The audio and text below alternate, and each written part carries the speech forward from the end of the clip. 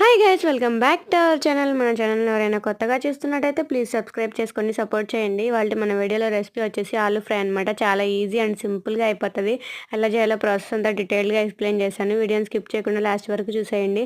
ముందుగా ఆనియన్స్, పచ్చిమిర్చి, ఆలూస్ అయితే సన్న సన్న పీసెస్గా అయితే కట్ చేసి పెట్టుకోవాలన్నమాట. తర్వాత ఒక బాండి తీసుకొని అందులో ఆయిల్ వేసేసి పోపు దినుసులు అలాగే మనం ముందుగా కట్ చేసి పెట్టుకున్న ఆనియన్స్, పచ్చిమిర్చి వేసేసి బాగా ఫ్రై చేసుకోవాలన్నమాట. తర్వాత పసుపు అలాగే టేస్ట్కి సరిపడా సాల్ట్ వేసేసుకొని ఒక 2 మినిట్స్ ఫ్రై చేసుకోవాలి. ఫ్రై అయిన తర్వాత మనం ముందుగా కట్ చేసి పెట్టుకున్న ఆలూస్ అయితే వేసేసుకోవాలన్నమాట.